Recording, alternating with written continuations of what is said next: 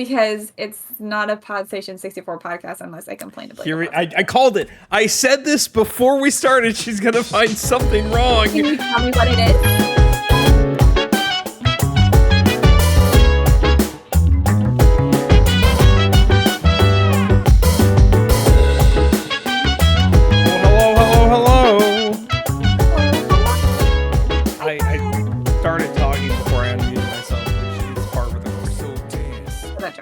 That is the most normal thing I've ever done in my entire life.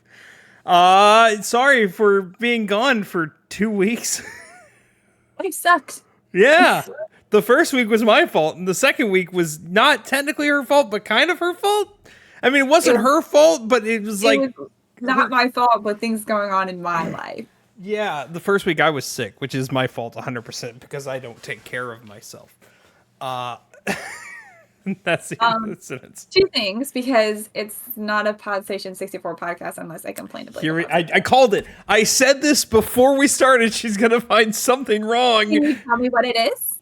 Is it the lighting? Is it the color? No, it's not my video. Well, it's kind of my video. Is it the black bar at the bottom? It is. I told you I can't get rid of that when you ever use OBS. Okay. There's one more thing, and it's not in the video. It's in the title. Has Nintendo lost its story power? You can do it. Come on, kids, find the grammatical error. Has Nintendo lost? It is. It's the apostrophe. Yeah. Good job. Yeah. There it is. I can't. They'll mess up live streaming on YouTube, but. Yeah, I'm not fixing because YouTube will break. I actually started the stream, then stopped it because the title's never updated. And then restarted it.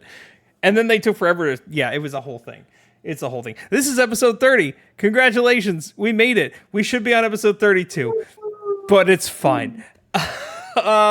We were going to do a double episode this week. But given that neither of us have beaten Echoes of Wisdom and one of us is only in the first part of it.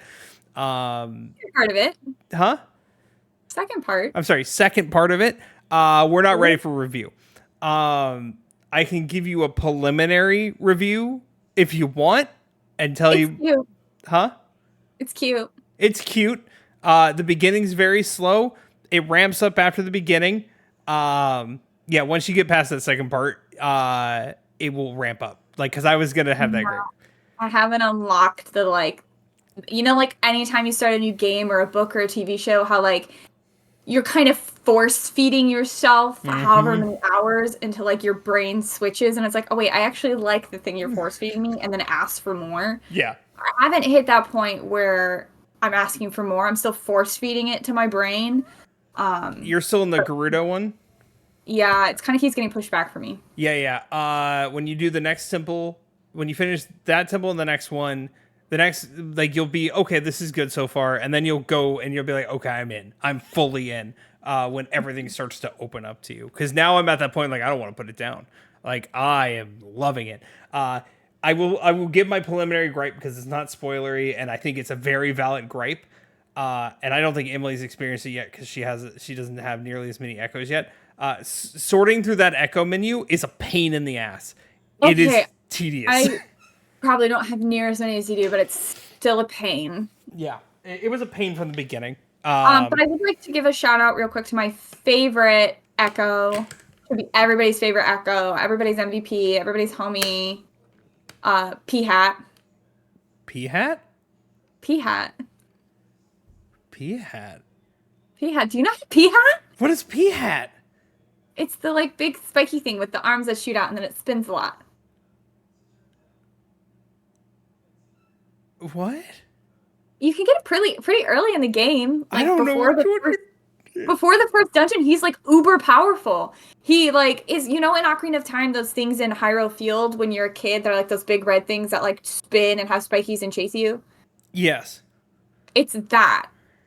I don't think I've ever encountered one, and I've unlocked more than that. To get it. There's a side quest to get it too, and it's I'm sure there's better ones as you get through the game, but for the first few hours of the game, it's incredibly powerful and will kill every enemy in the game instantly. The real best one, the real best item Echo in the game, and and has met stays P-Hat. best Echo. And Chad is going off with it. It's bed. The bed broken. But like P-Hat. Bed. Restore hearts without wasting anything. Make a ladder. Send me a photo. Send me a photo. I want to like see and make sure I'm not crazy.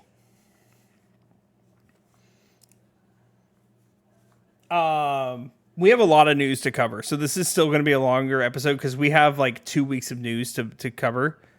Yeah, we have a lot of things to cover. I'm sending you a link to this. Like, there's like 30 Reddit posts that are like, P-Hat is so powerful. Okay, this is not showing me what the P-Hat is. It's showing me... Okay, wait, look at this one where somebody's like, what's your most used Echo? And the first person says P-Hat, and everyone's like, yeah, no, it's P-Hat. Okay, let me find you a picture. I don't have... Oh, no, it's not that one.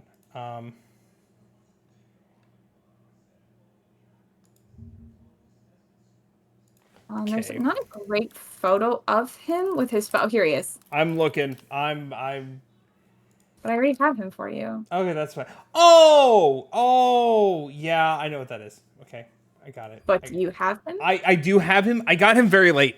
I got him incredibly late. I got the quest, but I didn't find him until very, very late because I didn't go into a specific... That's tragic. He's like uber powerful in the beginning of the game. At the beginning, yes. When I got him, no.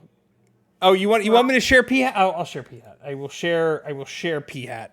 Yeah, show chat who P-Hat is. He's my real boy. He's my homie. I love. My good town boy. Let's see. Where's the thingy? Oh, there it is. I'm all over the place. P-Hat in bed? I don't know if we can share P-Hat in bed. They're saying P-Hat. Oh, in bed. I thought he said and bed. Okay. You can't read. Don't tell me what I'm reading. It's true. I can't read. Damn it. Those like big spiky things are the P-Hats. You can find them before even the first dungeon.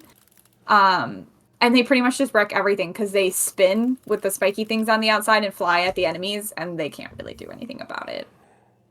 I'm gonna have to use it more. I'm not gonna tell you what I've been using the most. You'll get it in the next dungeon, but it's the best water echo you can get, and it is wonderful. But I don't want to spoil the cool shit because there's some cool shit. But yeah, like I said, a lot of news, mainly because we had a State of Play last week and Tokyo Game Show last week. Oh my gosh. Can I start? I guess. Sure. I've been trying to talk about this with people all week, and my friends are the only people who get it. I tried to talk about it at family dinner the other night, and my family looked at me like a group of 5 heads. Okay. Big news for me personally. I don't think Blake cares very much, but big news for me personally. Assassin's Creed Shadows got pushed to February. Oh yeah. I sent that to you. I was gonna talk to you about that. I was gonna bring that up, but you did it for me. No, I'm ready. I have so much to say about this whole topic because Assassin's Creed Shadows got pushed to February to fight the controversy, right? Because if you've been involved at all, and we've talked about it on the show. Yeah. This game has been embroiled in controversy, which pretty much every game is at this point. I feel like it's hard to find out, but like Ubisoft has made some pretty terrible decisions when it came to this game. So I feel like they pushed it to February to try to like shed some of that controversy, which is not going to be successful. They also said it was a buggy mess, and they are going off of Star Wars bugs, and they don't want to be, because a lot of people are complaining about Star Wars bugs. That's another thing I've heard through the grapevine. I didn't really have any Star Wars bugs, but like, I can appreciate them wanting to get rid of the bugs before it launches. I appreciate that commitment.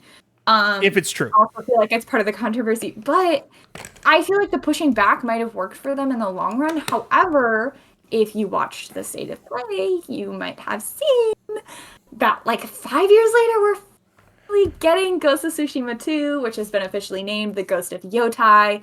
It takes place 300 years after the original Ghost of Tsushima with a new samurai. Actually, I don't know if she's technically a samurai. She is. In Hokkaido, which is northern Japan, so we're not in Tsushima anymore. And if you know anything about Ghost of Tsushima, and therefore Ghost of Yotai, it's pretty much Assassin's Creed in Japan. And so Assassin's Creed Shadows, which is Assassin's Creed Japan, and Ghost of Yotai are going to be released within the same calendar year. Hopefully not within the same quarter for Ubisoft's sake. Because the reality is, guys, they're not going to win that battle. If consumers have to choose between Ghost of Yotai and Assassin's Creed Shadows, y'all know me. I'm an Assassin's Creed girly till the day I die, but I would tell you if you asked me which one to go for Ghost of Yotai. What's even more nuts is that the announcement for one, I hear everyone calling it Ghost of Yote, which I think they're wrong because you lived in Japan and I trust your judgment more than other people. It could be Yote. I don't claim. I'll admit I've never heard that word before, so I could be pronouncing it incredibly wrong. Whichever it is, so sorry. Don't mean to offend. We're just stupid Americans. The announcement happened, and then the next day is when they announced they're pushing back the game, which is just insane. Either it's just really bad timing, or they're like they watched that trailer and like, oh, we can't release this now. We have to. Hold on. I'm listening to how to pronounce. I can hear it. It's annoying. He's giving me a whole thing. Yote. Okay, sorry. Ghost of Yote. Been saying it wrong. Sorry. I feel embarrassed. Blake's right. It's Yote. I don't say I was right. I was wrong too. I got it. I just heard it from the internet. Yeah. So Ghost of Yote gets announced, and then Ubisoft is like, "We're gonna push that back a little bit. Just push it back." No, they had to decide it before Ghost of Yote was announced because they announced their departure from Tokyo Game Show before the State of Play, because I think the State of Play was in time with Tokyo Game Show, and they announced that they were not going to be at Tokyo Game Show before that. Yeah. I mean, they might have heard about Ghost of Yote before the State of Play. They probably did, just from people, but I mean, either they knew that it was going on for a long time, or I don't know, but Sucker Punch keeps their stuff pretty like low key. Like people are begging for information, but they don't give anything until they release something in like a year. So I prefer that, honestly. Yeah, I'm so glad they didn't tell me about Ghost of Yote until like I don't know when in 2025 it's going to release. They didn't specify a quarter or a month or anything like that. But I'm glad it's going to be like a 6 to like, I mean, at this point, it could be anywhere from 3 to like 12 months. It's not going to come out in January. No, I'm just saying it could range anywhere from 3 to like 15-month wait. I don't think it's going to come out in December. I don't think it's going to come out in January. No. So I'm very grateful that probably within a year I'll have the game. I'm going to guess May. I'm going to guess May. I think April, May is a good time for a release. It depends. You know what? They probably don't care. I was just thinking if the Switch releases around that time. Ghost of Tsushima. Ghost of Tsushima released in July of 2020. Was it? So maybe they'll do summer again. Yeah. I have full faith mainly because Sucker Punch literally has no misses. Because Ghost of Tsushima was like a 10 out of 10 game. They have all 3 Sly Coopers, which are all great games, no misses. They have all 3 Infamous games, no misses. They have Ghost of Tsushima, no miss. They have Ghost of Yote coming out, no miss. They rarely ever miss. They do. I have only played Ghost of Tsushima, but you know what? I have so much faith in them from that. What else is Sucker Punch? I think I'm missing a series. What else? Sly Cooper. I did say Sly Cooper. Infamous. Oh yeah, yeah, that's it. All the Infamous games, the Sly Cooper collection, and then Ghost of Tsushima, and soon Ghost of Yote.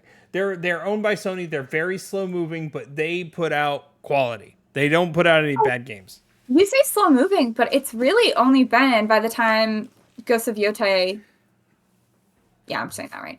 I have to think about that for a second. This is, it will be 5 years-ish between Ghost of Tsushima and Ghost of Yote, which I don't think is, I mean, comparatively, Breath of the Wild and Tears of the Kingdom were 7 years apart, and they were the same map. I mean more slow-moving as in, like, if you look at a Nintendo or a Ubisoft, they have other IP in the background. Sucker Punch focuses on one IP at a time.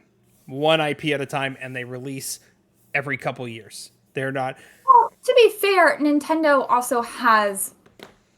When Nintendo's a bigger company than Sucker Punch. Yeah, well, no, Sucker Punch is owned by Sony. Remember. Right, but like... So it's Sony. I would compare Nintendo with... I put Nintendo at the level of Sony. You're comparing one facet of Sony to the entirety of Nintendo. I know. Better example is Ubisoft. I guess. Yeah. Yeah, Something Ubisoft like is a better example, even though I think Ubisoft is still much larger, but Ubisoft pumps out games like it's nobody's business. that. Oh yeah. I wouldn't compare to EA because EA pumps out a game every day like it's nobody's business and tries to get microtransactions. Besides the point. I read somewhere the other day that they're canceling Sims 5 and they're just going to focus on Sims 4, and I thought about dying. That sounds awful. Aren't About they laying down. doing a Sims movie too? Yeah, they're doing a Sims movie with Margot Robbie. Also, in other gaming news, tragic to me once again. All the games that I've been excited to play are getting pushed back. Um, Tales of the Shire. I kept trying to say Oh, Hobbit. did that get pushed back? Tales of the Shire. Yeah, it was supposed to come out holiday 2024. It's gotten pushed back to 2025. Yeah, I think that's fine. No, I mean, yeah, it's fine. There's just but there was no specific date for it to begin with, but we were supposed to get it within the next like couple months, and now it could be anytime in 2025. So that's a little bit of a bummer, but there's a lot of games to play in the meantime. I'm still working through Inquisition. We have in 3 days until Dawn Remake comes out. I will be playing and reviewing that, so stay tuned for that. And then we have Silent Hill just 2. a few days after that, we have Silent Hill 2 Remake. We'll be playing that as well. I'm actually going to try to stream that one as well. Then we have Veilguard at the end of the month and Life is Strange Double Exposure. We also have Mario Party Jamboree this month, don't we? Or Mario and Luigi Road Worship? No, we have Mario Party Jamboree and Metaphor Fantasio under my belt this month. So we've got a big bucket of games to play this month, and I will say with Veilguard releasing at the end of the month, I know personally we're going to be reviewing it before Assassin's Creed Shadows was meant to come out, but it's such a good game. I'm happy to have the extra time to play it without having to jump into Shadows. I'm happy to get a small break for my wallet after 3 games this month and 1 game next month and a game last month, and yeah, it's been a lot. Yeah, I've bought so many games, and I still have to buy Until Dawn Remake, Silent Hill Remake, Double Exposure, and Veilguard this month. Yeah. Well, let's talk more about the state of play. I want to start with the bullshit. This is the main... No, I want to save that to the end because I think it's a longer discussion for how stupid it is. We'll talk about that later. They had the release date for Monster Hunter Wilds. A lot of people very excited for that. That's fine. I know one person on this planet excited for it. I know one as well, but it's not the same person. I don't think so. I didn't think it was. It's Juice. Juice is excited for it. So you know 2 people. We are getting free DLC for Astrobot, which is exciting.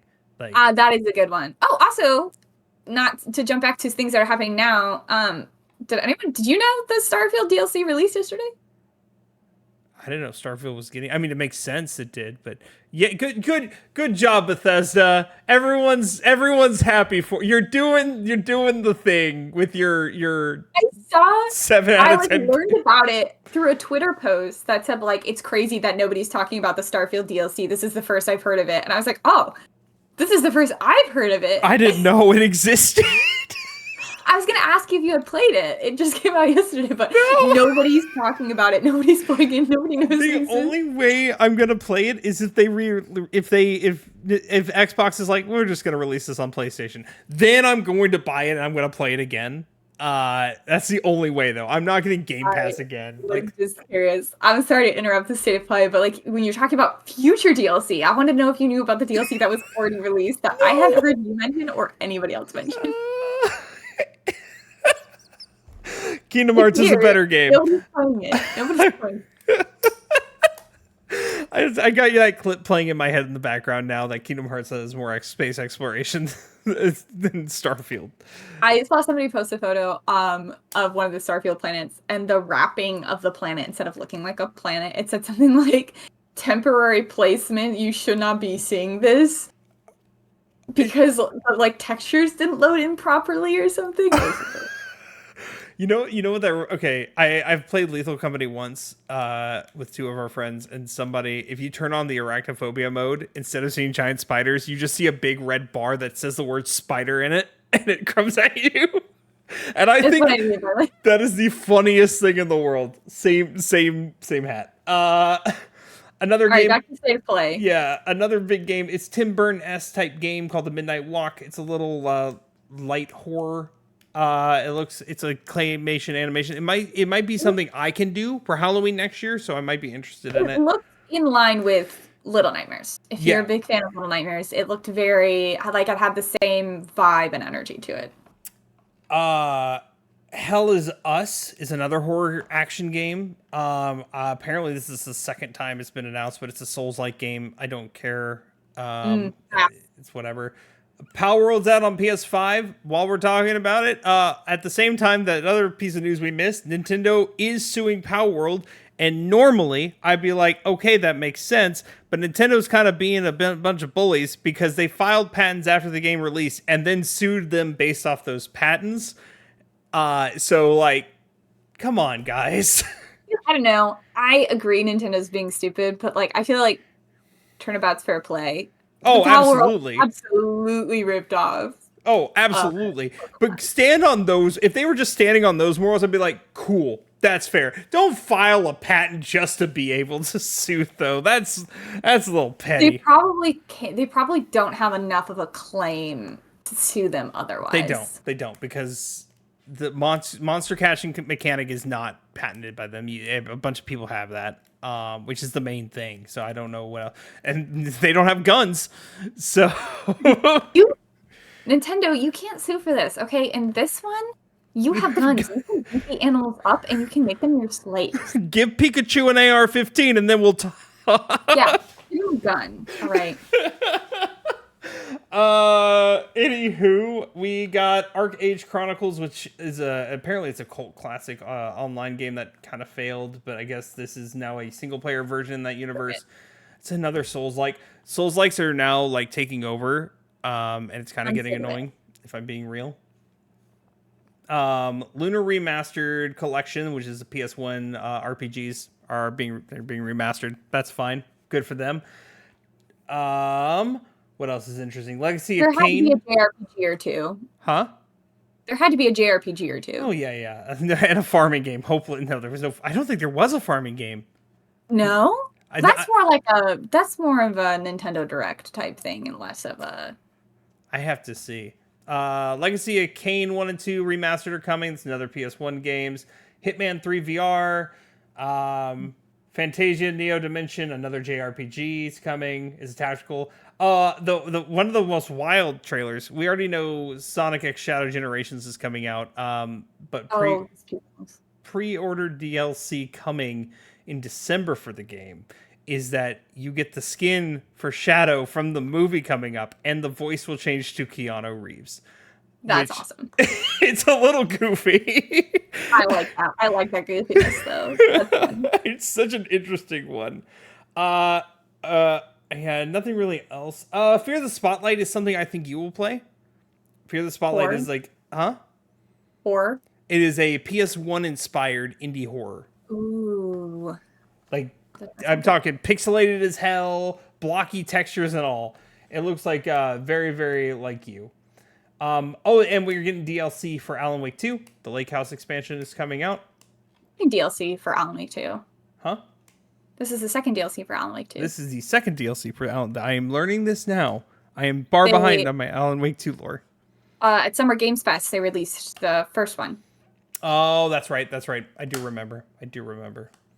We're getting new controllers and faceplates for PS5. The faceplates. They're ugly. You've already seen them. I know. That's how I know. It's a safe bet.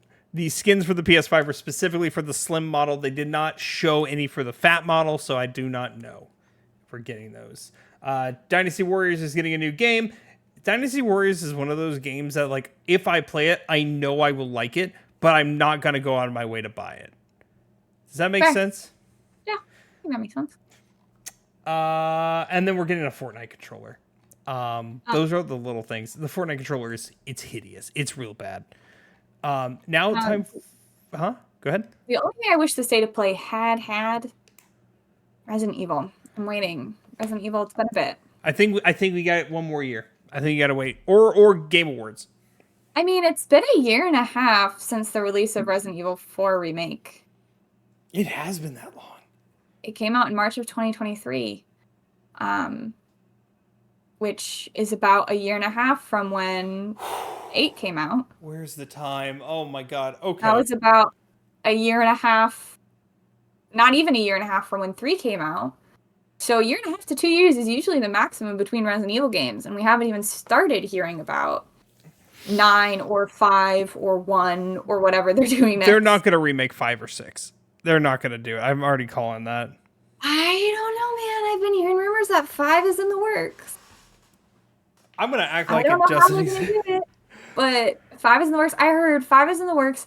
I heard 1 is slated for the 30th anniversary, which happens to be the same year as my 30th birthday. So Emily's Resident a Evil little and I will baby. turn 30 together. And then I don't know about 9. All I know is it's supposed to be like an open world game, which sounds so weird.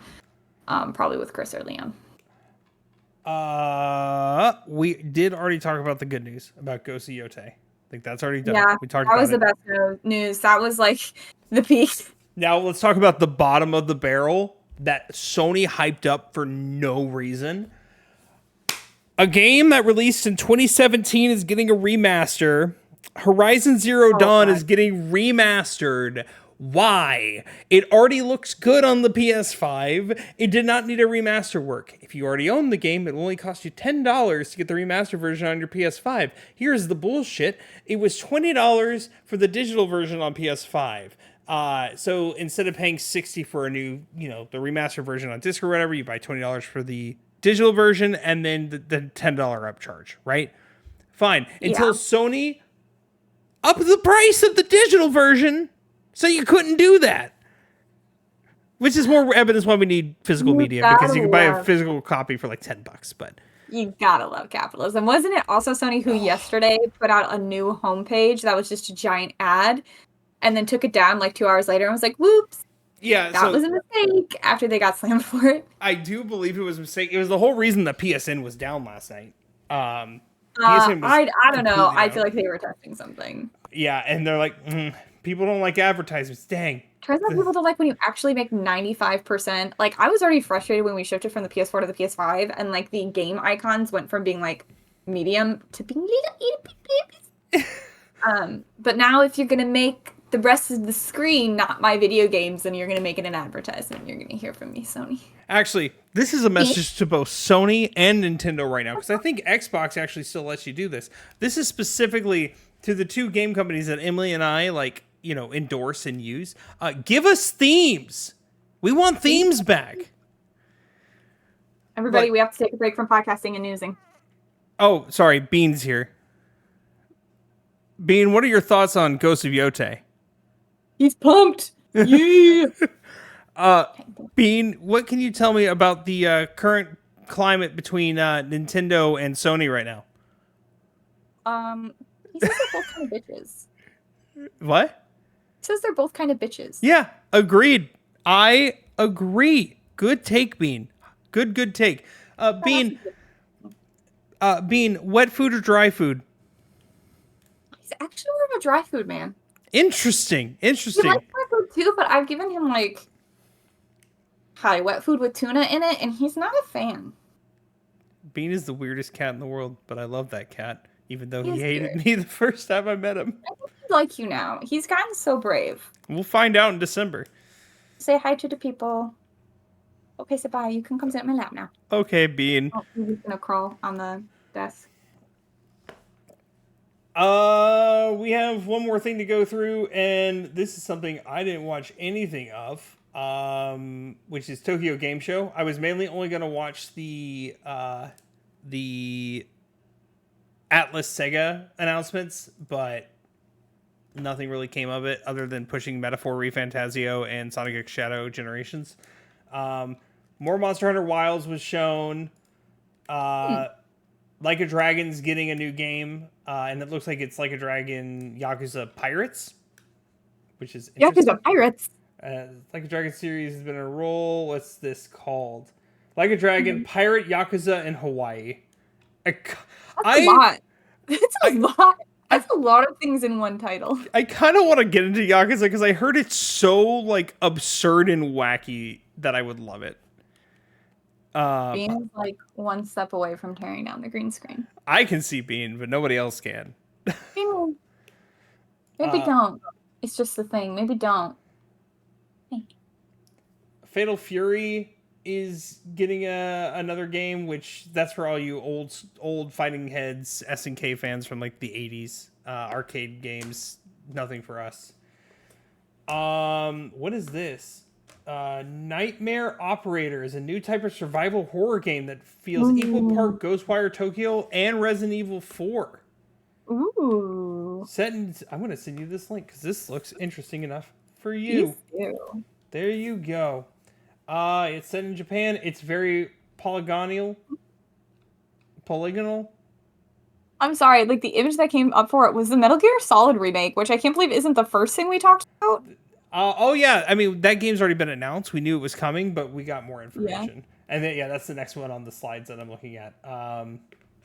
It's still coming out later this year. Metal Gear Solid 3 Snake Eater. I have never played any Metal Gear Solid games. I know, sue me. Sorry, Kojima. I will be better. I have in fact played Metal Gear Solid Snake Eater.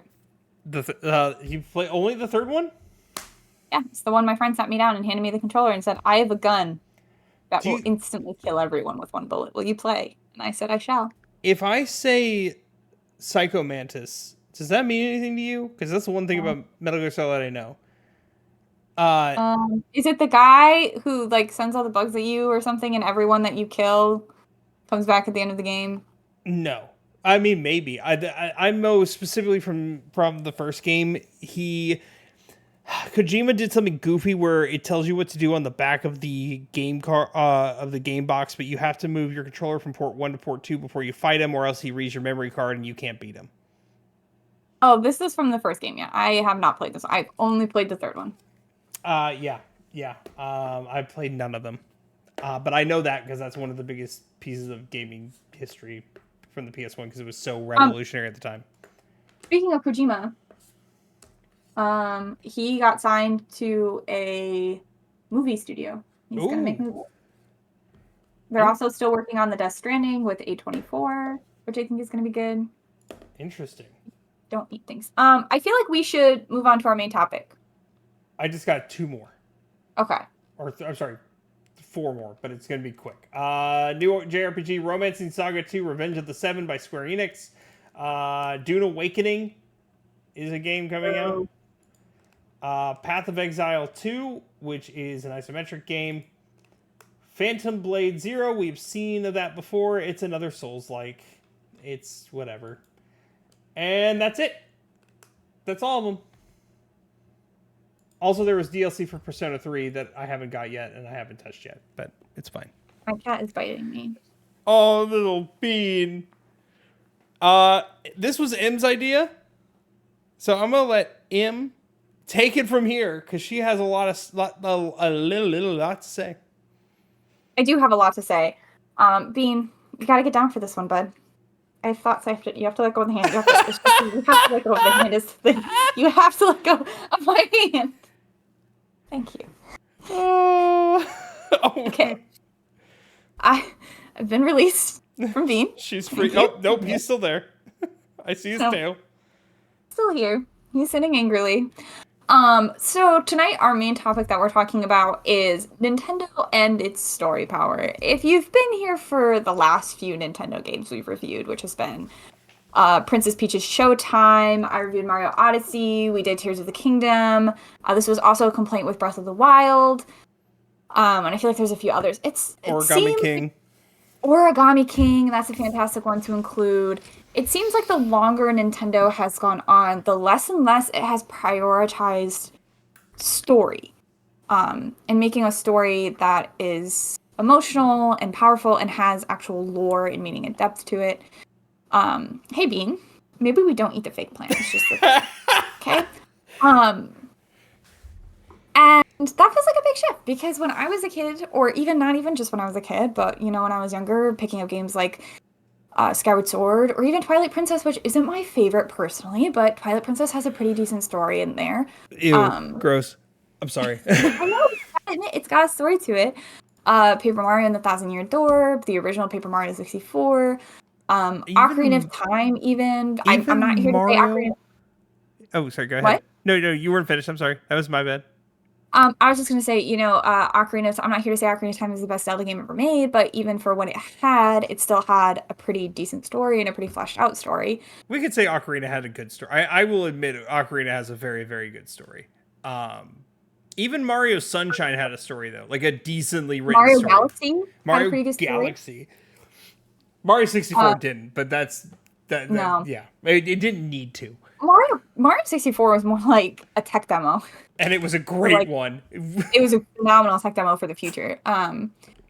So I guess my thought when I was thinking of this was more and more I felt like every Nintendo game that I was playing or I was reviewing felt like my big complaint was, well, I didn't care for the story much. Well, there wasn't much story. Well, the story was really, and I feel like not even just less of the story, but the stories have been very, this is gonna sound silly because Nintendo is a family game company, but it feels like they've been very, Safe.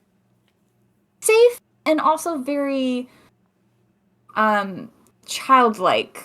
Just very like silly, goofy. Like for example, the story of Mario Odyssey is once again Bowser kidnaps Peach. He's gonna force her into a marriage, and you have to go to the worlds to get like soup and the cake and the flowers. And you might sit there and be like, well, it's a Mario game, it's for kids. What do you want? But even if you look at, again, like Blake and I mentioned, like Mario Galaxy or any of the Paper Mario games, except for the most recent one, they still cater to children. I was still young enough to understand the story when I was a kid, but it still had these very powerful emotional moments, and these very exciting moments, and these very like intricate stories. I mean, even just looking at Paper Mario 64, which was one of the earlier ones, the story of saving the stars of Star Haven to like stop Bowser, and I just feel like we've dumbed it down a lot. I talked about in my Mario Odyssey review the himboification of Bowser and how Bowser has turned from villain into like this kind of stupid joke that we make fun of, and can't really be taken seriously as a villain anymore, in my personal opinion. I feel like he's turned into Wile E. Coyote, if anything. Kind of, except he says stupid things. Yeah. And so it just wanted. I know there's a quote somewhere, and I'm gonna try to find it so I don't talk out of turn or make something up. But I swear there was a quote where somebody at Nintendo made a comment about how they don't need a story because it's just a Mario game, and like, it was Miyamoto, which is shocking. Yeah, it was Miyamoto. He said games don't need story. Okay, to be fair, he said not every game needs to have a heavy focus on story, which I don't feel like is the one I found originally. Especially when you talk about, looking again at the Paper Mario series as an example, not even just limiting the story, but limiting the creativity that's allowed with like the types of toads that they can have and the types of species that they can have in the world. It again feels like they're limiting the creativity in the story and the characters in the world and just formulating it into a very generic story, a generic world, generic characters for the sake of you can still have fun while playing it because the controls that we put on are kind of cool. Yeah, I agree for some of them that they don't need they don't need a heavy story or an intricate story. And I think we both agree there. Mario Wonder. Yeah, we talked about that with Astrobot last time. Yeah, how that didn't have a great story, but it didn't really need much. But even Astrobot made me cry. Yeah, Mario Wonder didn't need a super deep story. Astrobot didn't need a super deep story. There are games that don't need it, but there are games, more so Breath of the Wild and Tears of the Kingdom, that desperately need them. And even though immediately agree Breath of the Wild has the better story, even Breath of the Wild story is just kind of, it's fine. It's there, I think like there are a few examples and they get swept under the rug because when you think of these games, you don't necessarily think Nintendo, and Emily's going to have an oh shoot moment because she didn't think of this. Fire Emblem. I think they put a lot of focus on their story stuff with those things, but it's not enough. Also like a JRPG, which in that case, I don't know. There's something about that genre that it is specifically about story. Like what would you have if you didn't like? Couldn't you technically call Paper Mario a JRPG? Or I guess he's Italian. Is it an IRPG? It's a JRPG. P for plumber. Oh my god. I think Fire Emblem, that's a good example. That's a good example. It's not enough. I'm with you that it's not enough. But I think they're putting their focus too much for story on And those types of things. this is something we've also talked about. It feels like a lot of the Switch stuff we see on the directs and stuff is like farming sim or that kind of thing, which is fine. It just has felt recently within the last few years, or even within this generation of Nintendo games and IP, that we've kind of lost the plot a little bit, lost it somewhere Yeah. along the way, and we haven't picked it back up.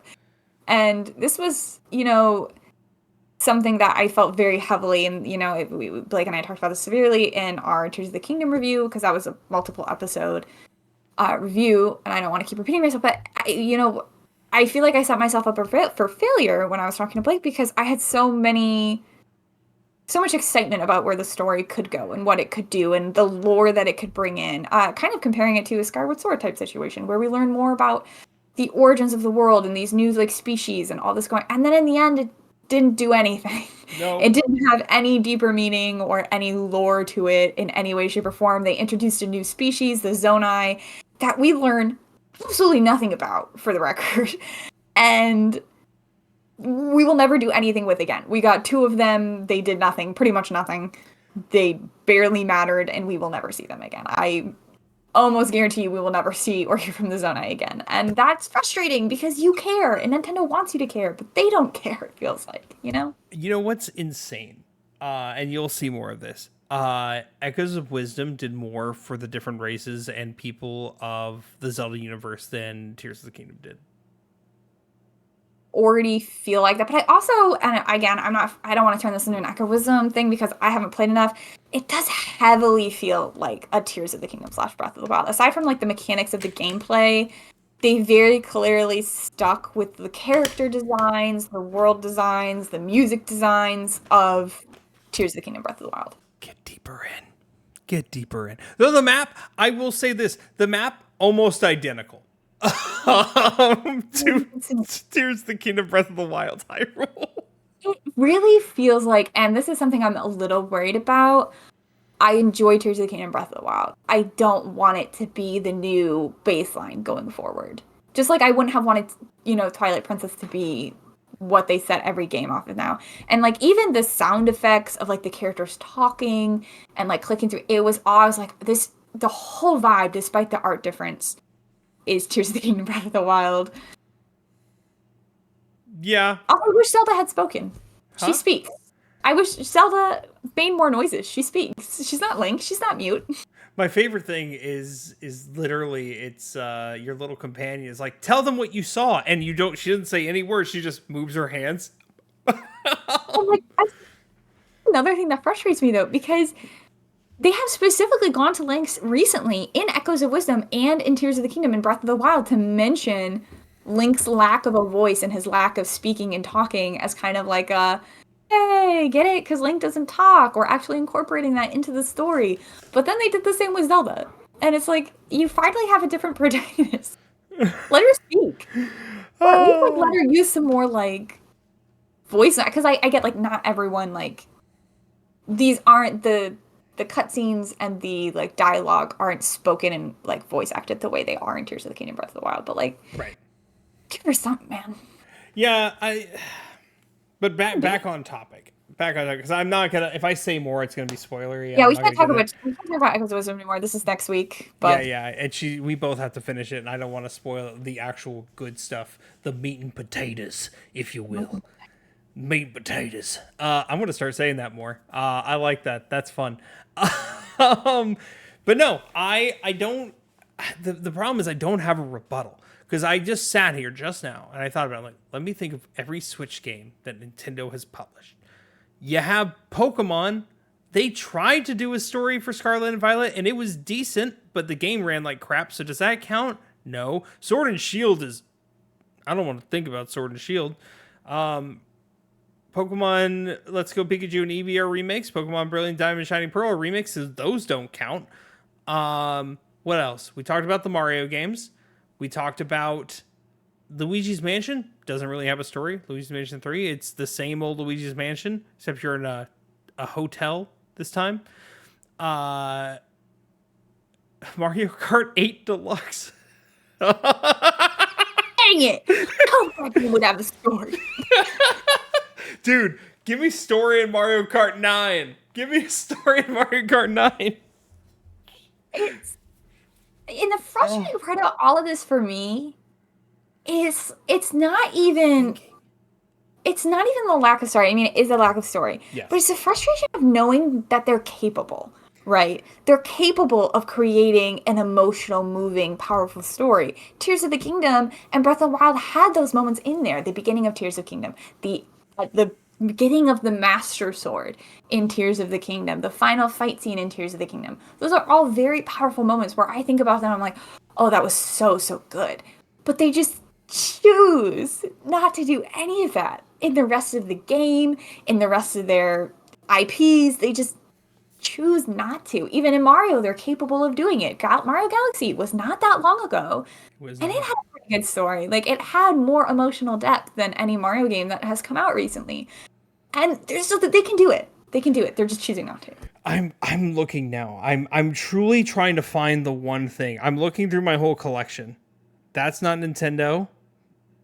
The harder part is looking for Nintendo specific, because all my good story games on Switch are not Nintendo specific. Tears of the Kingdom. Like, if you go back through the lifespan of Nintendo and all of its consoles, there are really good story games in there. There are. A lot of the N64 games, even games like GoldenEye, nothing crazy, but good. They had a lot. They brought you into the game, and like, even if you just like, okay, let's keep on Zelda because that's been our main example so far. Yes, Zelda and it's the Mario. biggest example. Like, that is their biggest example, I feel. Even if you just jump back to, I know it wasn't popularly received, but 2 games ago, right? Because 2 mainline games ago, right? Because you have Tears of the Kingdom, before that was Breath of the Wild, and before Breath of the Wild, Skyward Sword. Yeah. You just jumped 2 mainline Zelda games back. You had a story that involved the lore of the world. It involved the creation of the world. It involved the goddess. It involved time travel and the different, like, parallel timelines that were going on. Impa being younger in one, older in the other. You had the souls of the swords. Girahim being the soul of Demise's sword. Fi being the soul of Link's sword. You find out that the Master Sword has a soul, which is crazy. A creature inside of it living who has been guiding you the whole time. You find the origins of Hyrule. The founding of Hyrule. I mean, there's more. You have side characters who are helpful and impactful, who actually do things. Groose having his own character plot throughout all of it. Zelda gets, like, summoned and, like, almost sucked up into a demon. Princess Peach in the end of Paper Mario and the Thousand-Year Door gets possessed by a demon. And you have these really big, powerful story moments. There's so much lore and story and complexity to these worlds that they've created. And then you jump to Breath of the Wild, Tears of the Kingdom, and it's basically like watching Goofy in Kingdom Hearts. It's the scene, but Zelda's in the background for some reason, and you have the same cutscene 4 times. Specifically, Tears of the Kingdom is the most guilty of the same cutscene 4 times. 4 or 5 times with the same champions from the first game, with the same worlds as the first game, and the plot is Zelda goes back in time, meets a king and a queen who do absolutely nothing for her except take her to tea. That was, like, one cutscene I had to watch was Zelda having tea with these people. Yep. And then the next cutscene's like, and Zelda fought in the war with them. And then in the background you see Zelda, and you're like, she doesn't look like she belongs there. Actually, where is my Tears of the Kingdom prequel where Zelda's fighting in this war and we play as Zelda? That's the Zelda game I want. Give me, even like just the small stuff in Tears of the Kingdom. Like, for instance, right, they brought back this was my big gripe. They brought back Ganondorf, which was a big deal. We have not seen Ganondorf, the man, since Twilight Princess. It had been an outrageous amount of time. They brought him back. They gave him absolutely zero explanation or motivation for why he was taking over the world. They just simply relied on he's evil. Power. course he wants to take over the world and get power. And it's like, you could give me a little something. Like, I would have taken a sentence or two, like in Wind Waker, of the king being like, oh, the sands blew over Hyrule and they gave it blessings, and then they blew over the desert. My people died. We suffered because of the wind. Like, just a little something to tell me why he's doing what he's doing. And they never do. Nothing. Nintendo literally said, here's Matt Mercer as the voice actor. That should be enough for you. Good luck. Have fun. He's hot. We made Ganondorf hot. Have fun. Then and on top of that, because once again, Zelda's the best example. We have other villains who we can do so much more with. I mentioned this to Emily. Emily's not familiar because Echoes of Wisdom is her first isometric Zelda game. I called them 2D. That's going to be an argument for next week, whether this is a 2D game or not. But Vati is a huge Zelda villain who is from Four Swords Adventure and Minish Cap, and also regular Four Swords. Vati is a big deal. You have Zant, who we've only used once. I feel like we can do more with Zant. Much more with Zant. Also, with the whole Tears of the Kingdom, like going back in time to this society that existed before and had all these technologies. First of all, we pretty much just replaced the Sheikah that existed in Breath of the Wild in a ridiculous way. Like, in a way that was so outrageously funny, going from the Sheikah slate in the first game to, like, the Prua pad. And I was like, okay, whatever. Yeah, they acted like the Sheikah didn't exist, really. They acted like the Sheikah weren't there to give them all the technology that they need. Crazy, but whatever. If they really needed, like, a species that existed before in a society that had evolved technologically to give them this, again, Skyward Sword had that. They had the little robots. They had the robots already. They didn't need to make a brand new species for Tears of the Kingdom to just throw them out the window. I'm just saying, there was a lot they could have done. I'm so sick of Nintendo creating cool things and then throwing them out the window and not caring anymore. That's one thing, actually, that Emily and I talked about. I don't think we talked about it on podcast separately, how Nintendo actually cut Tears of the Kingdom and Breath of the Wild from the main timeline. They're their own separate timeline now. Echoes of Wisdom, I think, will be connected to the real timeline. But yeah, Breath of the Wild and Tears of the Kingdom are their own timeline, completely separate. Nothing to do. Fascinating thing to me about Echoes of Wisdom was that Zelda didn't know who Link was. Which that happens. That's a lot in a lot of isometric Zelda games. That's the case. It was just funny. I was like, oh, yay, Link's come to save her. It felt like the end of the game, and then she was like, huh.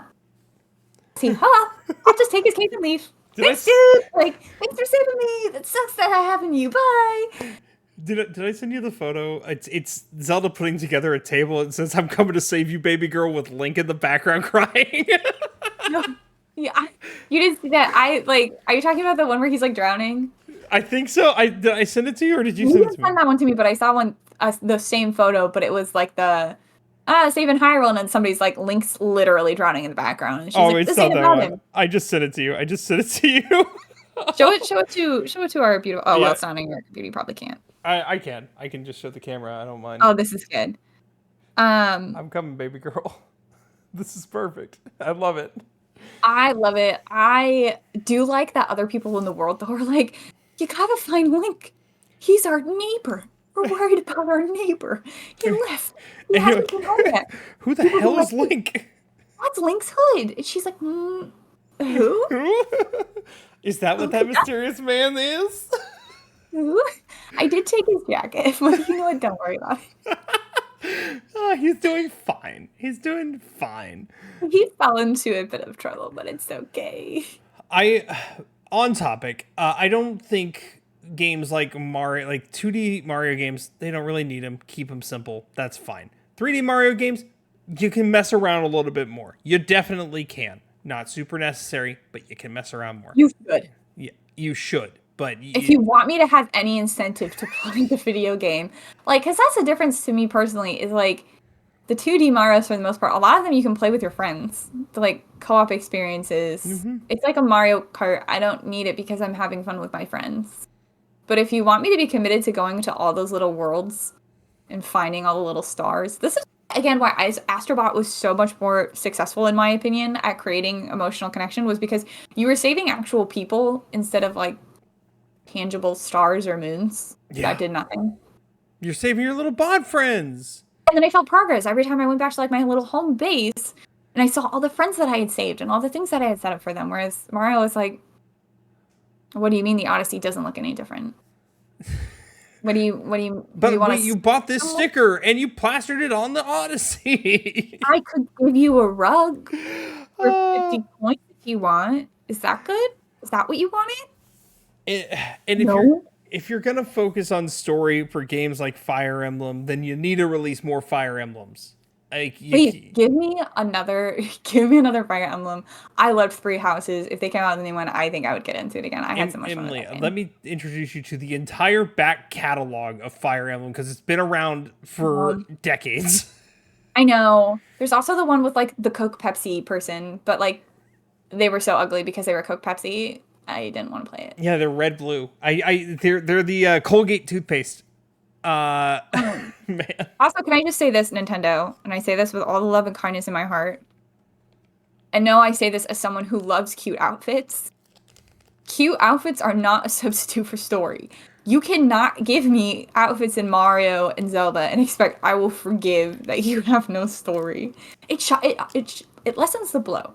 It depends on the outfit. I've seen Emily get really giddy over a cute outfit in a game. I do love it. I don't want them gone, but I'd like a story with it. You can't like throw pretty things at me and be like, were there cosmetics in Star Wars? Yeah. Okay. That's all. They're not anything crazy, but like your ship, you can get different cosmetics for the exterior of your ship. You can't do anything on the inside. Your speeder, you can get different cosmetics for that, different charms. You have outfits, and like those outfits have different aesthetics, but then they also have different like purposes. Like some give you like stealth bonuses. Others, there's like an Imperial uniform that you can wear that will help you sneak. Nyx has a ton of cute little outfits that he can get and wear. So not anything crazy, but enough to keep you happy.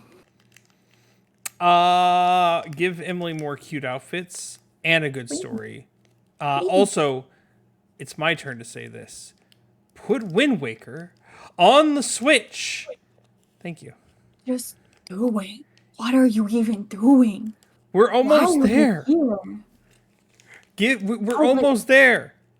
Also, can I say something consistency-wise that is bothering me? Sure. Because we went from at Tears of the Kingdom, Breath of the Wild to Echoes of Wisdom. We talked about how very similar the worlds are. The fact that when you get to the Gerudo, they're like, she's not one of us. You can't come in the buildings. We don't like you. And I'm like, The Gerudo is supposed to like all women. Tears of the Kingdom and Breath of the Wild told me all I had to do was be a female to get in. Thank you. Second of all, Princess Zelda. Can I like? Are the Gerudo? I mean, like I know they said the Gerudo were also told to hunt them as well, but like. Safe harbor in a neighboring kingdom. You haven't finished the Gerudo. There's an explanation for it. I can't say anything, but there is an explanation for it. You'll find out when you play more. There's an explanation for why they're being that way. I'm just saying, they told me in Breath of the Wild and Tears of the Kingdom, I just had to be a pretty girl. And now I'm a pretty girl finally, and they're like, we still don't like you. That is one thing that Breath of the Wild did right. Link got to dress up and live his best life. You sure did. You sure did. Honestly, that's the best, is when you can have fun outfits, but then the outfits actually do stuff, which like Breath of the Wild and Tears of the Kingdom did, but then we just talked about Star Wars Outlaws, how they also had like fun outfits that could give you like buffs and things like that. In conclusion, Nintendo is going one direction and Sony's going the other direction. Sony is mainly focusing on story-based games, and Nintendo's steering more and more away from them. It's a rough one. It's a rough run, especially when Nintendo's claim to fame is its Mario platformers, and Zelda's. Astrobot exists now, and he's pretty cool. I'll be honest. Give me more Astrobot before you give me more Mario, and this is coming from me, the Mario guy. Yeah, like Nintendo, I love you. But, like, if your Zelda games aren't going to be that great from now on, and you don't give me an Animal Crossing, except for once every, like, 7 years or so, why are you here? Miyamoto? What are you doing? Miyamoto, I know you're old now, and you're ready to retire. Let people be creative. Stop gatekeeping them.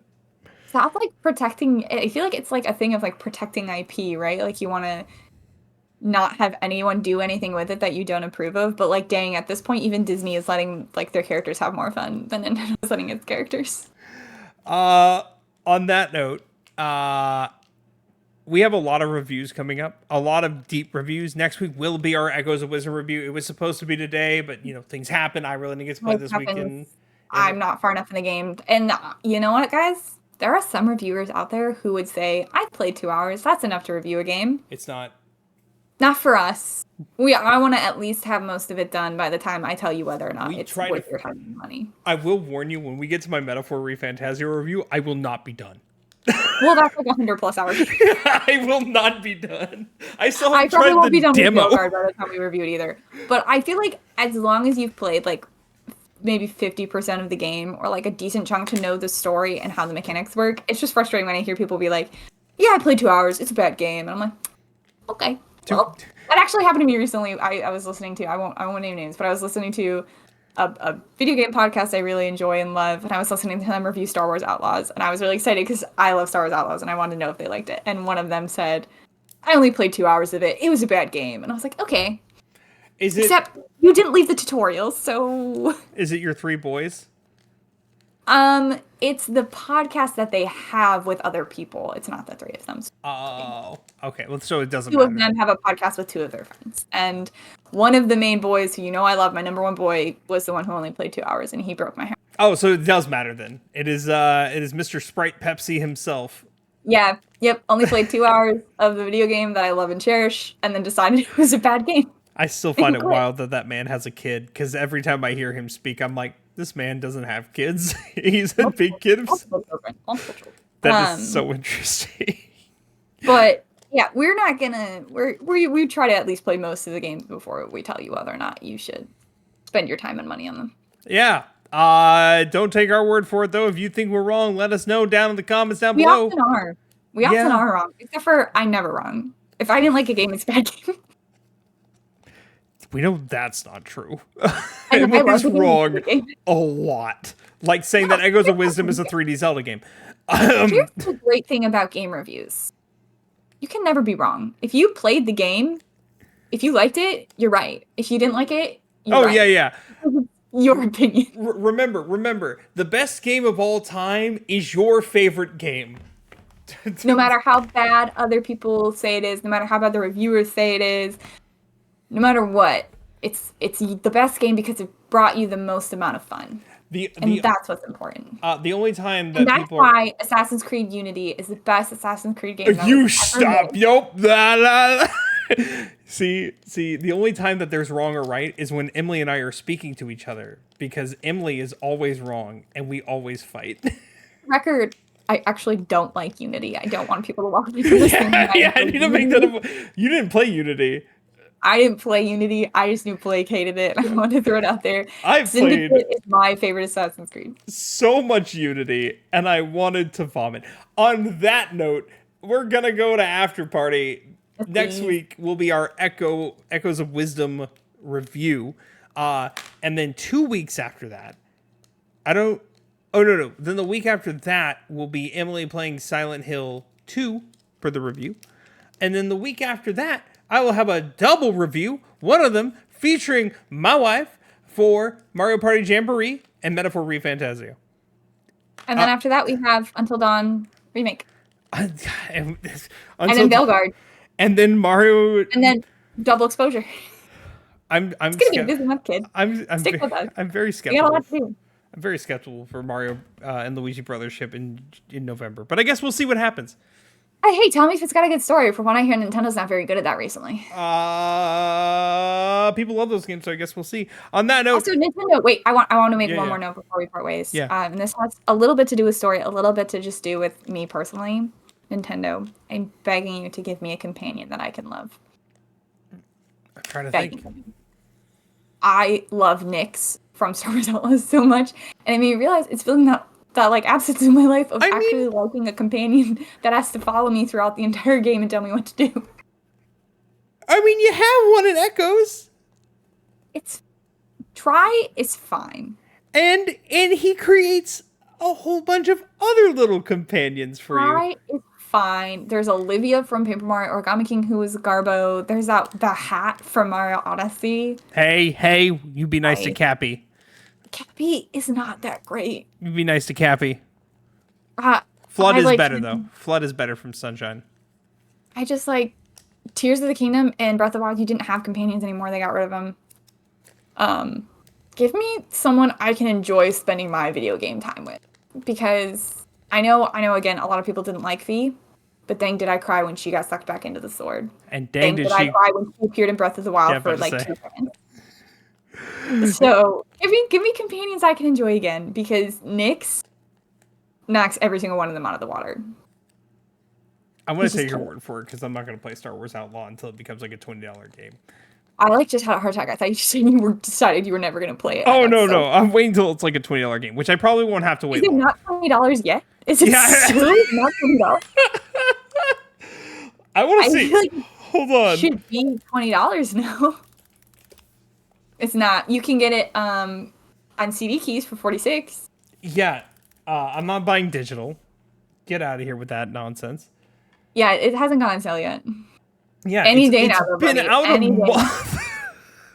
It's been out any day now. If you know, if I know Ubisoft the way I know Ubisoft, any day now. I missed a bit of news about Stellar Blade and its DLC getting mixed with Nier Automata, which is very exciting. But we'll talk about that in after party. So if you want to be part of these after parties, you got to come to the live on YouTube or on Twitch. Usually on Wednesdays. Today's on Tuesday because Emily has things to do tomorrow.